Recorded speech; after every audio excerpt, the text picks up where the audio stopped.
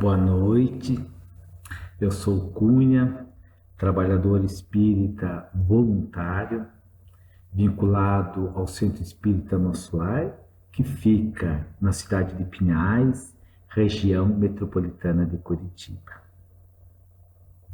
Para iniciarmos a nossa fala, a reflexão deste momento, convidamos todos, para que juntos possamos, nesse momento, pensarmos um pouquinho em Deus, pensarmos um pouquinho em Jesus, rogando ao Pai e ao Mestre amado que nos abençoe neste momento, a fim de que possamos ter, neste momento, um enriquecimento no nosso campo mental, no nosso campo sentimental, e que as lições do Cristo façam sentido para o nosso entendimento, para a nossa vida, ajudando-nos a sermos criaturas melhores, filhos de Deus.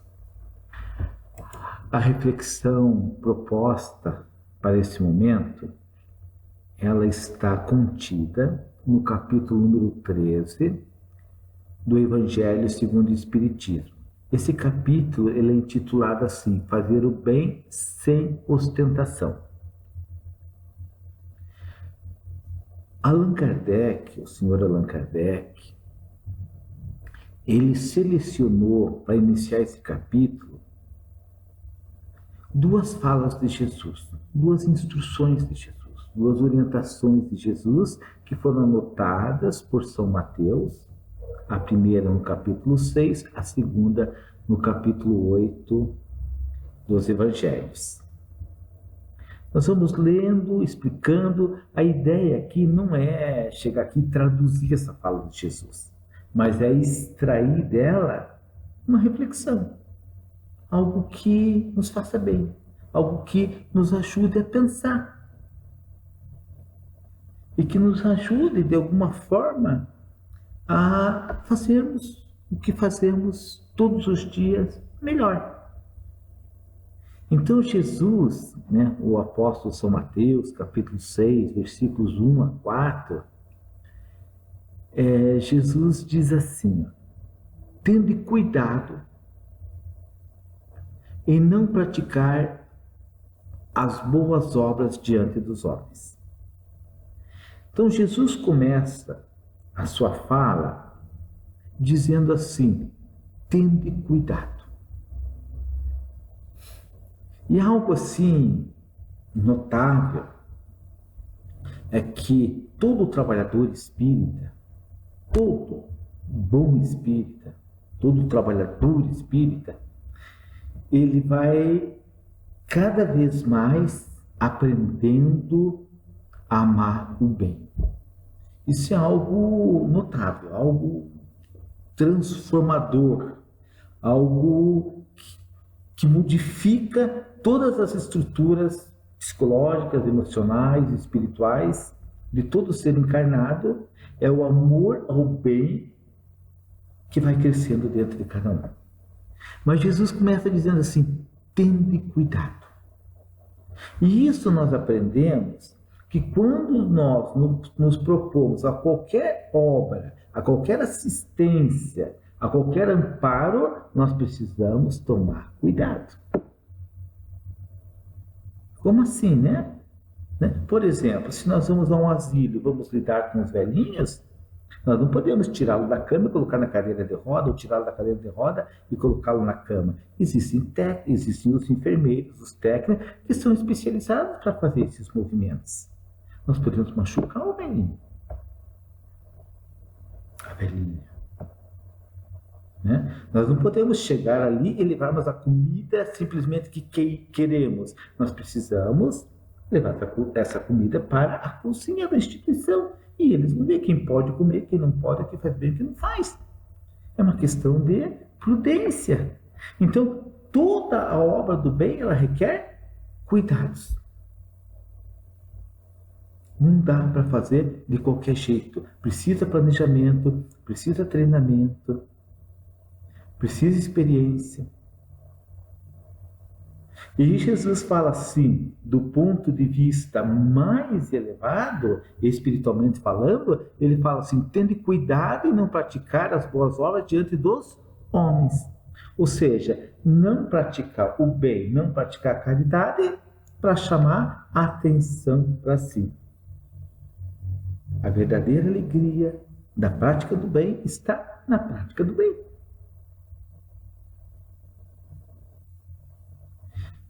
E ele diz assim, né? Para serem vistas, pois do contrário não recebereis recompensa do vosso Pai que estás nos céus. Olha que interessante. Tende cuidado em não praticar as boas obras diante dos homens, sem ostentação,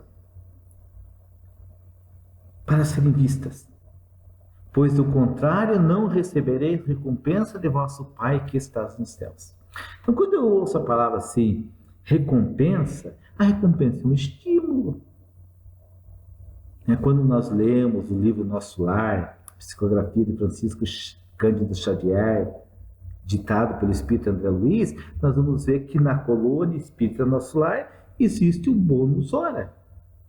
Ou seja, toda a hora trabalhada na colônia Nosso Lar gera um bônus. E quando o indivíduo ou o espírito vai fazer qualquer solicitação, sempre são levadas em conta as quantidades de horas trabalhadas. Por que precisa haver esse bônus? Porque nós ainda, para trabalharmos, nós precisamos saber o que vamos ganhar em troca. Nós ainda não conseguimos trabalhar só por amor. Nós precisamos do estímulo. Jesus sabia disso.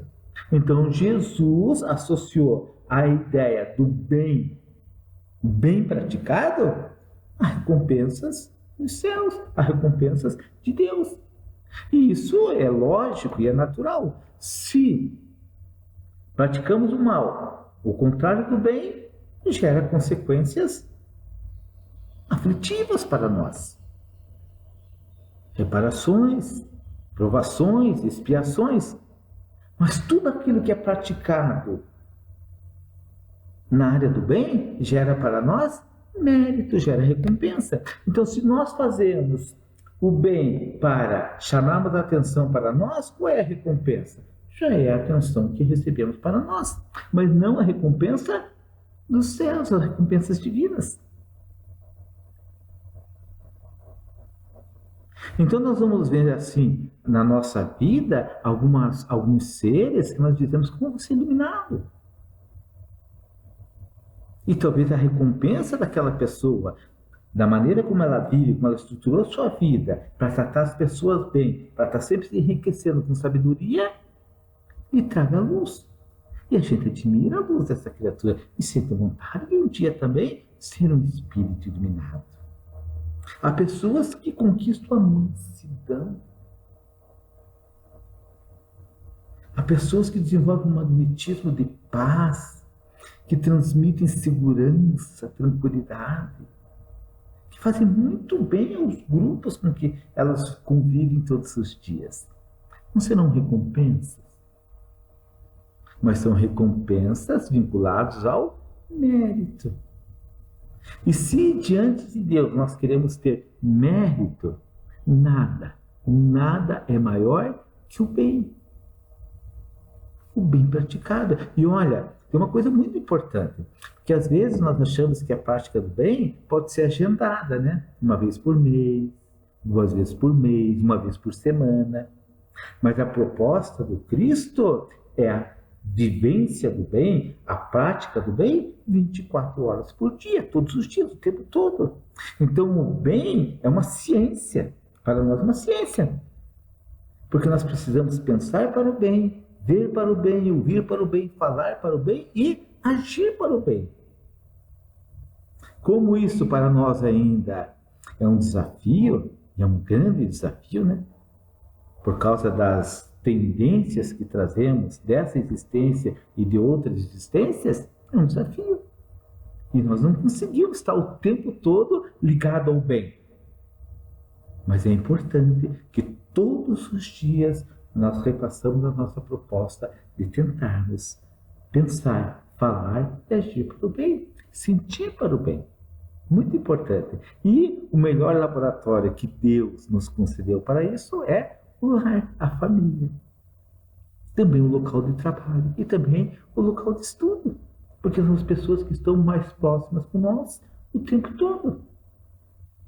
E aí Jesus diz assim quando derdes esmola, não trombeteis. Ó, aqui eu gosto muito de refletir sobre essa frase, porque eu cresci achando que caridade era dar esmola. Até uma altura da minha vida, o que era caridade? Dar esmola, está escrito no Evangelho. Mas a gente precisa entender que naquela época que Jesus disse isso, não havia obras assistenciais. A quantidade dos que necessitam, que para poderem sobreviver precisavam de esmolas, eram uns milhares. Uns milhares. E aí ele diz assim, quando derdes esmola, não trombeteis. Não é para ficar se exaltando, não é para ficar divulgando, né? Não é para gravar e colocar no YouTube, no Facebook. É a alegria de ter sido útil, a alegria de ter servido alguém, a alegria de ter amparado alguém. E aí Jesus compara isso, né, aos fariseus. Jesus diz assim, não trombeteis como fazem os hipócritas nas sinagogas e nas ruas para serem louvados pelos homens. Então havia uma prática na época, hoje é proibido, hoje não pode fazer isso, né? Mas que as pessoas iam lá nas praças públicas para aparecer para o povo e faziam coisas boas, né? Hoje tem um grupo aí que gosta, né? De vez em quando, assim, né? Para conseguir uns votinhos, demonstrar assim, grande capacidade para o bem, né? Alguns fazem, outros não. Alguns ainda exercitam hipocrisia, outros são muito sinceros. Aí vai da análise de cada um, né?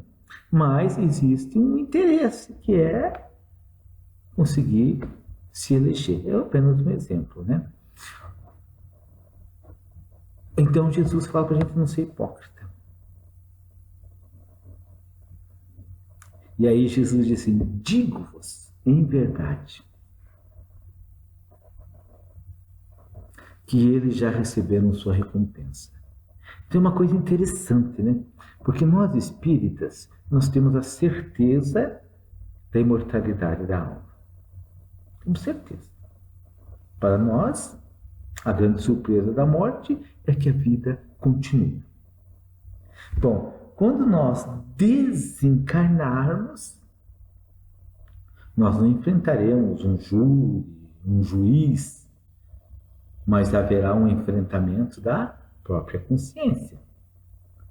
O que nós poderemos medir a nossa felicidade pós-morte, né, pós-desencarne, pós-falecimento, é pela paz na consciência. Seria maravilhoso desencarnarmos com mérito, com merecimento de uma existência de muitas horas de trabalho voltado para o bem. Então, muitas criaturas já recebem a sua recompensa durante a encarnação e quando desencarnam, vão entrar, muitos vão entrar no mundo espiritual como verdadeiros indigentes. Ou seja, não tem nada para receber do outro lado.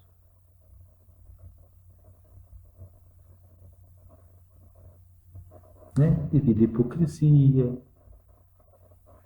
devido, né, aos sentimentos voltados para o imediatismo.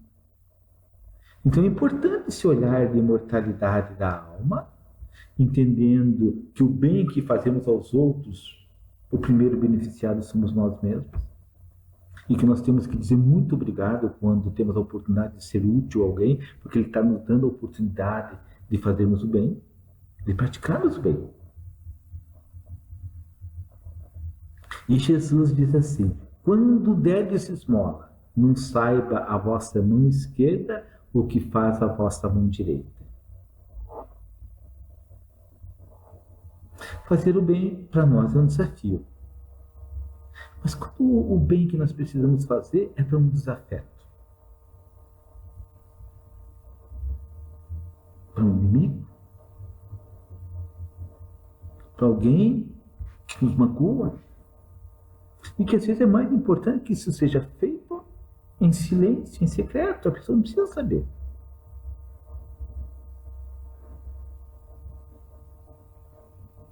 Talvez esse seja um dos maiores desafios nossos, né? Na nossa caminhada rumo ao bem.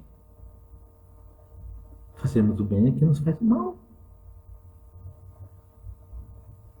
Orar por aquelas criaturas que nos perseguem, que nos caluniam, que nos difamam. Suportar com paciência as críticas.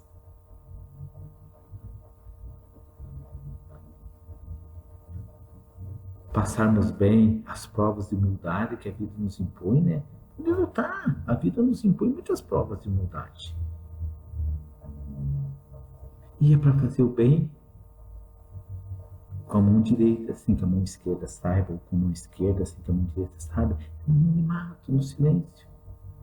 É o desejo apenas de saber que fiz o bem para aquela pessoa, para aquele grupo.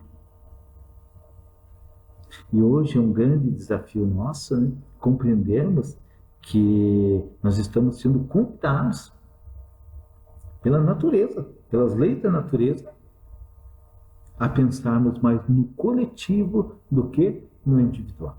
Hoje nós usamos máscara, hoje nós tomamos uma série de cuidados, porque nós estamos adquirindo responsabilidade com o coletivo, para proteger nossa família, para proteger nossos companheiros de trabalho, os nossos companheiros de caminhada. Nós estamos tomando cuidados, porque nós estamos pensando no coletivo. Olha que coisa maravilhosa que a vida tem nos imposto, que é pensarmos no coletivo acima do individual. E isso sem reclamar nenhum mérito para nós. Eu diria assim, é um dever, uma obrigação nossa.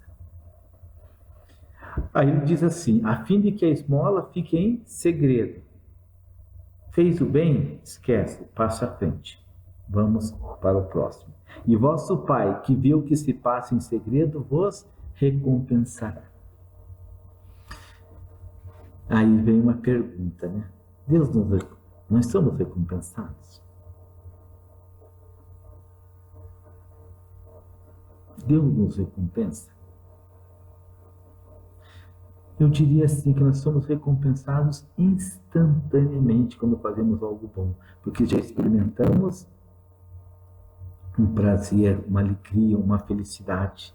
Nós já experimentamos a aprovação da consciência.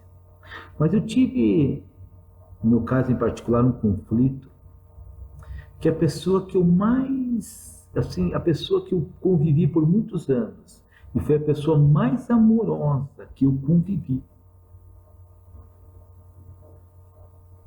durante muitos anos, quando ela chegou assim à velhice, ela experimentou algumas doenças. E eu entrei num conflito, né? Por que uma criatura tão boa, tão amorosa, tão bondosa como aquela precisaria chegar ao final da sua existência e ainda passar por algumas enfermidades que para mim me pareciam muito cruéis? E aí, orando e conversando sobre isso, encontrei uma explicação. Que a criatura tinha tantos méritos, tanto merecimento durante a sua vida, que a espiritualidade ainda aproveitou os últimos meses, os últimos anos da sua existência, para mandar para o corpo físico ainda algumas manchinhas que ela tinha no seu corpo espiritual, para que ela pudesse desencarnar melhor. Essa criatura tinha tanto merecimento, que a espiritualidade lhe permitiu sofrer um pouquinho mais no final, para poder desencarnar ainda melhor. E é difícil a gente enxergar isso como recompensa, né? Porque, de certa forma, nós somos educados para a teologia da prosperidade, né? Então, quando nós pensamos em recompensa, a gente já pensa, Deus vai me ajudar a comprar um carro, Deus vai me ajudar a comprar uma casa, Deus vai me ajudar a ter aquela roupa, a fazer aquela viagem. Nós já levamos para o lado material. Mas recompensa espiritual é outra coisa. Outra coisa. E é lógico que todo aquele que gastou seu tempo, sua energia com o bem, vai ser muito recompensado. Então, a gente nem pensa na recompensa. A gente deixa essa recompensa ser administrada pelo plano superior.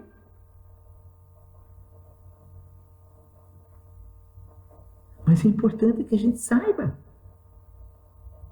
que o desvio do bem traz consequências aflitivas, dolorosas.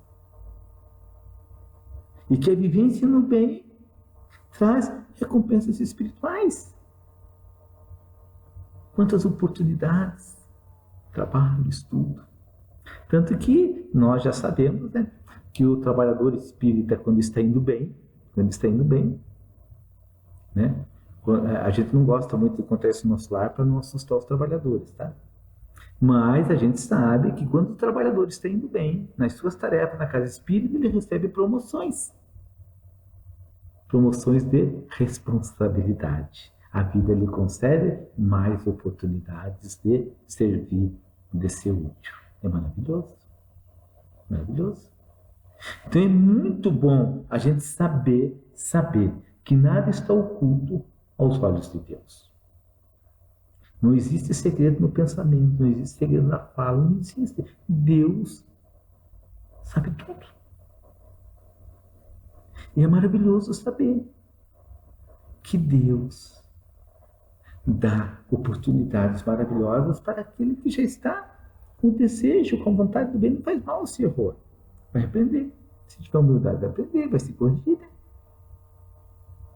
Mas essas oportunidades vão se tornando inesgotáveis. Inesgotáveis.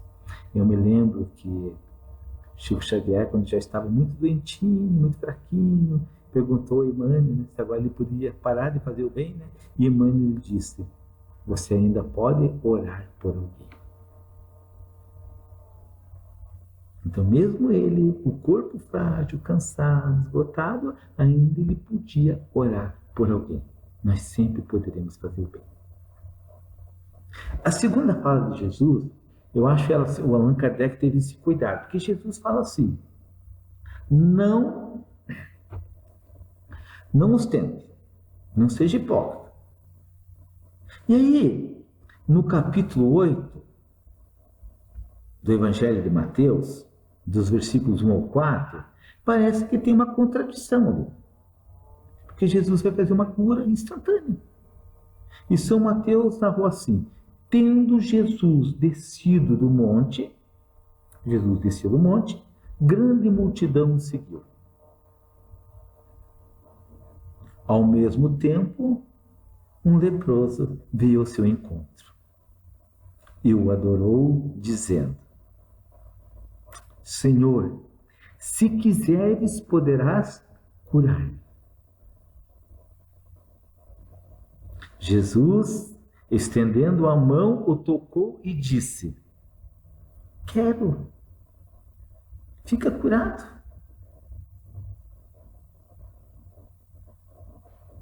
No mesmo instante desapareceu a lepra.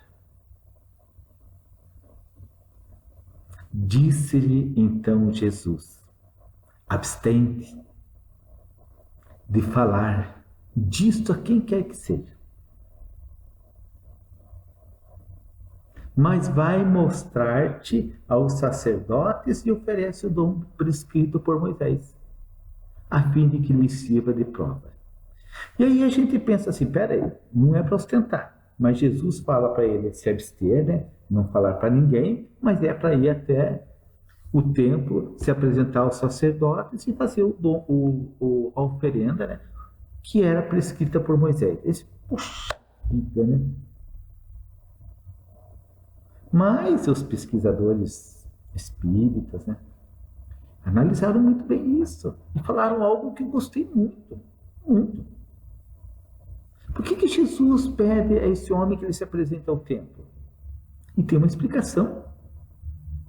Naquela época, quem adquiria a lepra era uma doença incurável. Não tinha cura. Hoje tem, graças a Deus, né? Tem cura, né? Mas naquela época não tinha. Então, quem adquiria a lepra iria falecer. Então, quando o indivíduo adquiria a lepra, ele era mandado para os campos, os vales dos leprosos. E o seu nome era riscado do livro da vida, ele era considerado morto. Mas Jesus o cura. Mas ele não pertence mais ao livro dos vivos, ele pertence ao livro dos mortos. E era preciso não apenas curá-lo, mas reintegrá-lo à sua nova vida. E aí é para ele se apresentar aos sacerdotes, fazer lá a oferenda, para que o seu nome seja reescrito no livro dos vivos. Essa passagem ela é extremamente reflexiva, ela é riquíssima. Porque, às vezes, assim, a gente precisa. Né?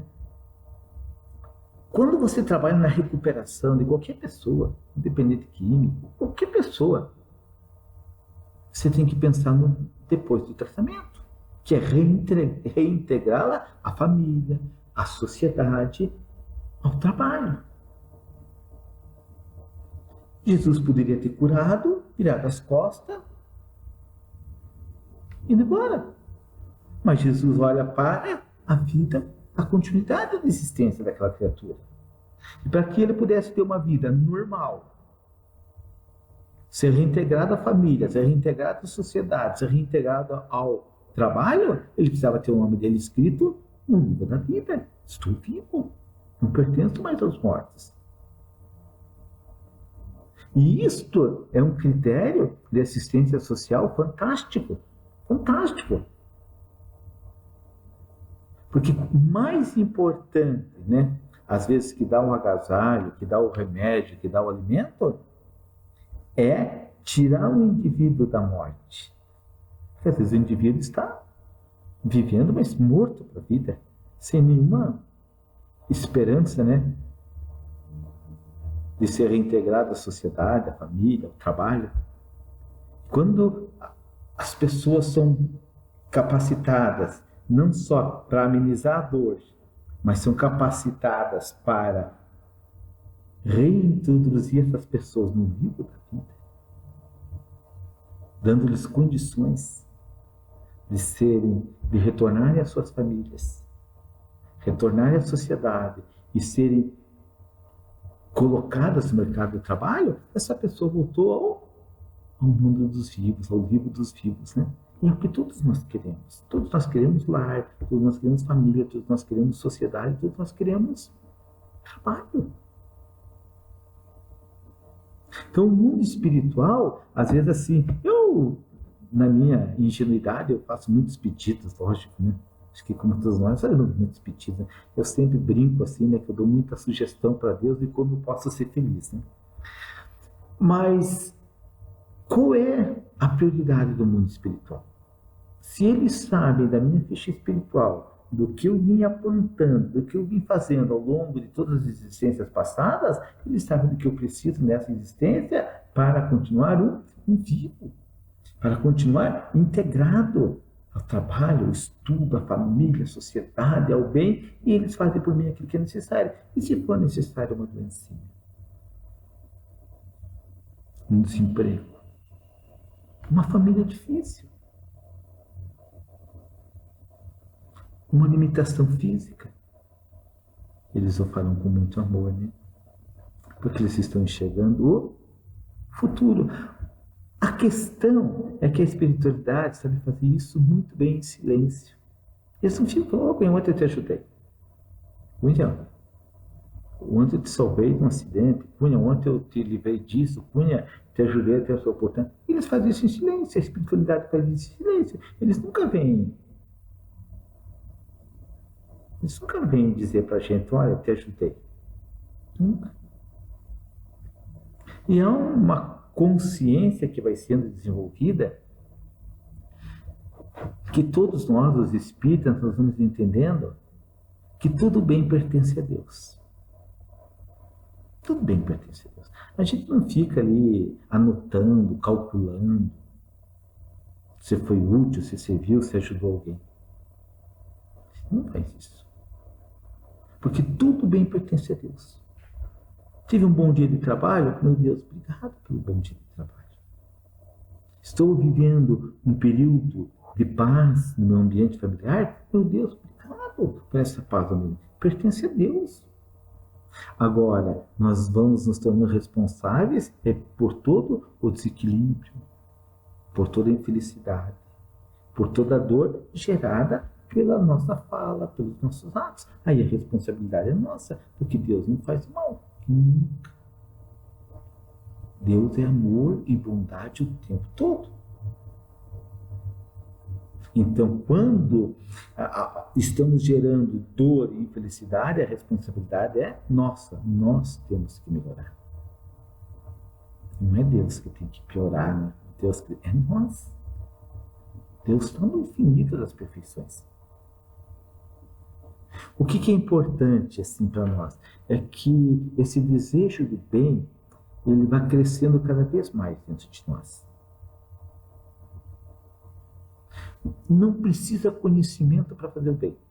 Mas a partir do momento que você começa a fazer o bem, aí você precisa adquirir conhecimento para descobrir o que está fazendo certo, o que está fazendo errado, o que pode melhorar.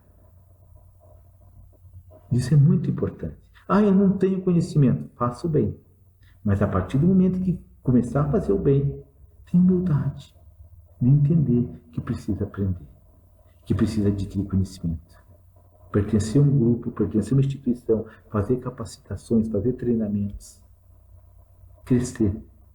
Porque o nosso futuro é um futuro de solidariedade, de afetuosidade, de muita fraternidade. Não dá para a gente imaginar no futuro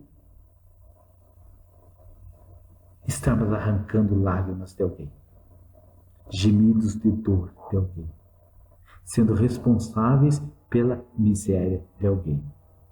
No futuro, tudo que nós vamos pensar, falar e fazer é para o bem coletivo, acima do nosso próprio bem.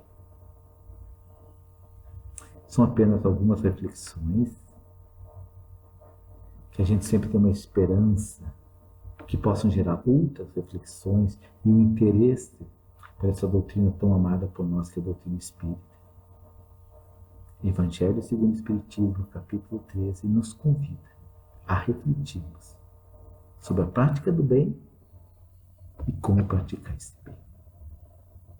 Rogamos a Deus, nosso Pai, que nos abençoe a todos muito e que possamos dormir em paz, dormirmos para o bem, acordarmos com alegria e encararmos o nosso dia dispostos à vivência do bem. Que Deus nos abençoe muito. Até uma próxima oportunidade.